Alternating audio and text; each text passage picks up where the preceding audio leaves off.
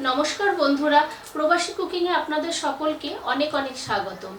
আজকে আমি যে রেসিপিটি আপনাদের সাথে শেয়ার করব সেটা হলো একটা খুবই দুর্দান্ত রেসিপি এবং ছোট বড় সকলেরই খুব প্রিয় একটা খাবার। আর বিয়ে বাড়ি বা যে কোনো অনুষ্ঠান বাড়িতে গেলে আমরা কিন্তু এই রেসিপিটি পেয়ে থাকি। সেটা হলো ঝুরঝুরে আলু ভাজা। আর এটা কিন্তু অনেক বন্ধুরাই ঠিকমতো করতে পারেন না বা করতে চাইলেও হয়তো সেইভাবে ঝুরঝুরে হয় না। তো আজকে আমি যে পদ্ধতিতে করছি সেই পদ্ধতি ফলো করে একবার বাড়িতে সবাই ট্রাই করবেন, দেখবেন 100% কিন্তু ঝরঝরে হবে আর একদম মুচমুচে হবে। তো রান্নাটা দেখে নিন আমি কিভাবে করছি, আর আশা করি আপনাদের খুব ভালো লাগবে। যদি ভালো লেগে থাকে তাহলে আমার চ্যানেলটাকে সবাই সাবস্ক্রাইব করে পাশে থাকা বেল আইকনটা টিপে দেবেন, যাতে আমার দেওয়া সমস্ত ভিডিও আপনাদের কাছে সবার আগে পৌঁছায়। তো ঝুরি আলু ভাজা বানানোর জন্য আমি এখানে আলু নিয়ে নিয়েছি, এরকম বড় সাইজের আলু নিতে হবে।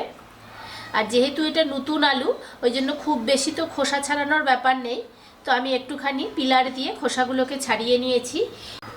তো এখানে আমি একটা বড় পাত্র নিয়ে নিয়েছি, ওর মধ্যে আমি নর্মাল টেম্পারেচারে জল নিয়েছি আর এরকম একটা গ্রেটার নিয়েছি। তো আপনাদের বাড়িতে যেরকম গ্রেটার আছে আপনারা সেরকম গ্রেটারের সাহায্যেই করবেন। তো এই গ্রেটারের এই যে মিডিয়াম সাইজের যে এইটাতে আমি গ্রেট করে নেব। তো একটা করে আমি আলু নেব, নিয়ে উপর থেকে নিচের দিকে দেবেন, নিচ থেকে উপর না, তাহলে কিন্তু আলু ভাজার শেপটা ভালো হবে না। আর জলের মধ্যেই দিয়ে রাখবেন, তাহলে আলুর কালারটা কিন্তু নষ্ট হবে না।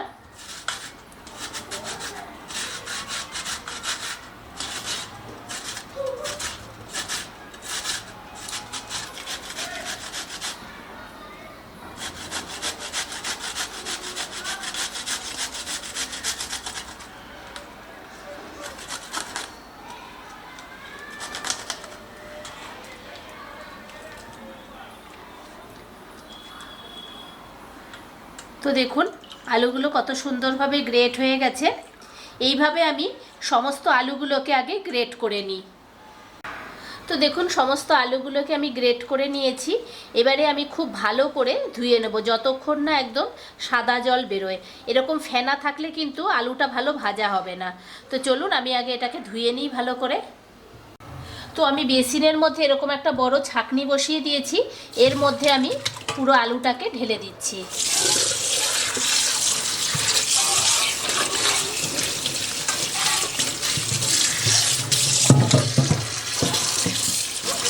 খুব ভালো করে কচলে কচলে ধুয়ে নিতে হবে যতক্ষণ না সাদা জলটা বেরিয়ে যায়।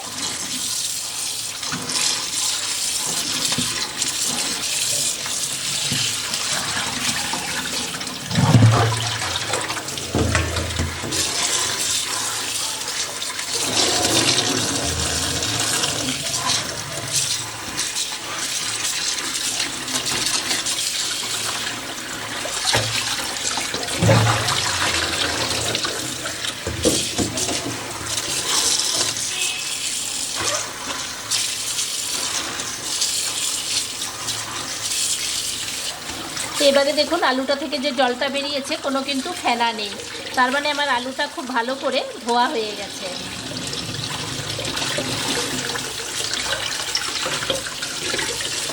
এবারে আমি আলুটাকে সরিয়ে দিচ্ছি। তো এবারে আলুটাকে আমি ওই ঝাঁঝরিটা থেকে এইখানটাতে ট্রান্সফার করে নিচ্ছি।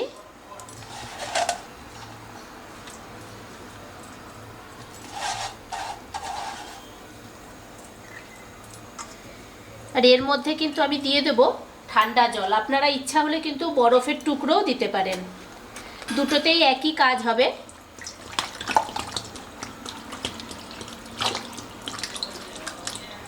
আমি এখানে 1 বোতল জল দিলাম। তো এই ঠান্ডা জলটাতে এখন আমি 10 মিনিট এটাকে ভিজিয়ে রেখে দেবো। তো 10 মিনিট হয়ে গেছে। এবারে আমি আলুটাকে এই জলের থেকে তুলে 2 হাতের সাহায্যে খুব ভালো করে প্রেস করব, যাতে পুরো জলটা বেরিয়ে যায়।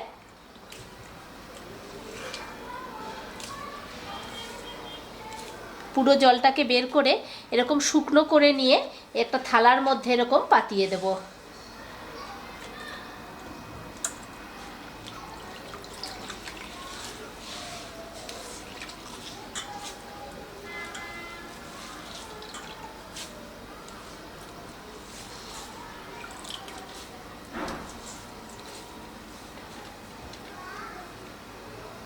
অনেকে কিন্তু সুতির কাপড়ের উপরে বা কোনো টিস্যু পেপারের উপরেও রাখে, কিন্তু ওটার দরকার নেই। খুব ভালো করে চিপে নিয়ে এইভাবে ঝরিয়ে রাখলেও কিন্তু আলু ভাজা খুব সুন্দরই হবে।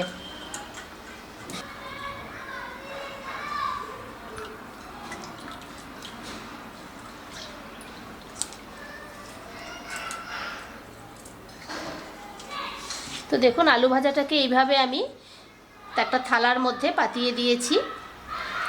তো এইভাবে আমি 10 মিনিট এটাকে রেখে দেব, তারপরে আমি এটাকে ফ্রাই করে নেব। তো আলুটা ভাজার জন্য আমি তেলটা গরম করে নিয়েছি, আর এখানে আমি 3টে কারি পাতা নিয়ে নিয়েছি। তো এই কারি পাতাটাকে আমি প্রথমে ভেজে নেব।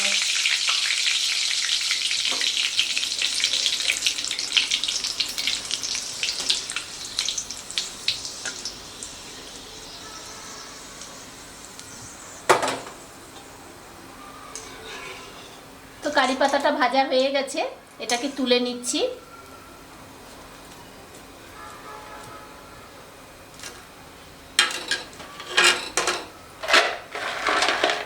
এবারে আমি এখানে 1 মুঠো চিনেবাদাম নিয়ে নিয়েছি। তো এই চিনেবাদামটাকে ভেজে নেব।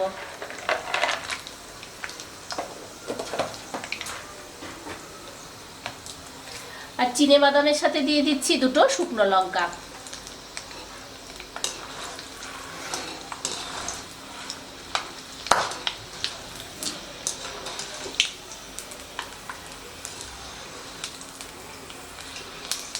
তো চিনেবাদামটা দেখুন ভাজা হয়ে গেছে।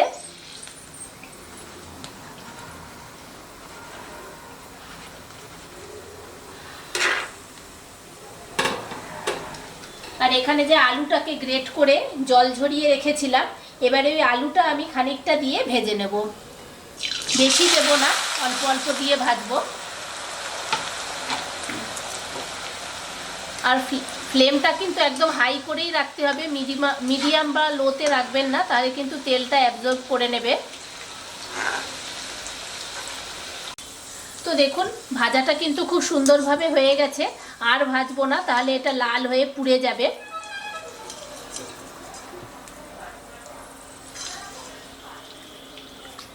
তেলটাকে একটুখানি ঝরিয়ে নেব।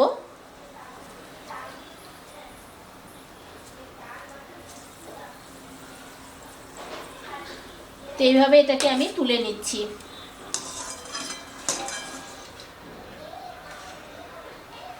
তো একইভাবে আমি বাকি আলুটাকেও ভেজে নিচ্ছি।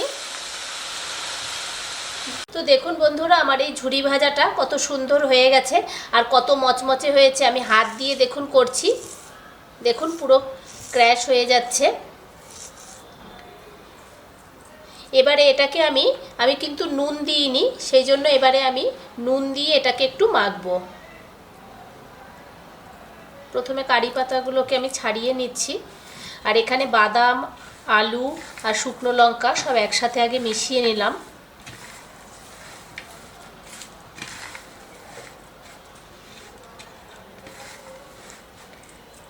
আর এখানে বাটিতে দেখুন আমি একটা মশলা রেডি করে রেখেছি, বিট লবণ, গোলমরিচ আর চাট মশলা, এই 3টে দিয়ে। তো এটাকে আমি উপর থেকে এইভাবে দিয়ে দিচ্ছি একটু। চাট মশলাটা দেবেন, খেতে কিন্তু একটু টেস্টটা ভালো হয়। আর আলগা হাতে অল্প অল্প করে আমি এটাকে মাখিয়ে দেব। আর এটা যদি ইচ্ছে হয় তাহলে কিন্তু আপনারা এয়ারটাইট কন্টেনারেও রেখে দিতে পারেন, অনেক দিন তাহলে খেতে পারবেন। কিন্তু ওই রকম রাখতে চাইলে শুধু আলু ভাজাটাই রাখবেন, নুন দেবেন না। যখন খাবেন তখন এই মশলাটা দিয়ে মেখে খাবেন। তো দেখলেন তো কত সহজ পদ্ধতিতে আমি এই ঝুরঝুরে বিয়েবাড়ির মতো আলু ভাজাটা রেডি করে ফেললাম। তো আপনারাও কিন্তু বাড়িতে একবার ট্রাই করবেন। আর আমার যেসব বন্ধুরা মনে করেন এই আলু ভাজাটা মুচমুচে হয় না, তারা আমার এই পদ্ধতি ফলো করে একবার করবেন, দেখবেন অবশ্যই আপনাদের আলু ভাজাটা এরকম মুচমুচে হবে। তো আজকের রান্নাটা কেমন লাগলো আমাকে কমেন্ট করে সবাই জানাবেন। দেখা হচ্ছে নেক্সট কোনো ভিডিওতে।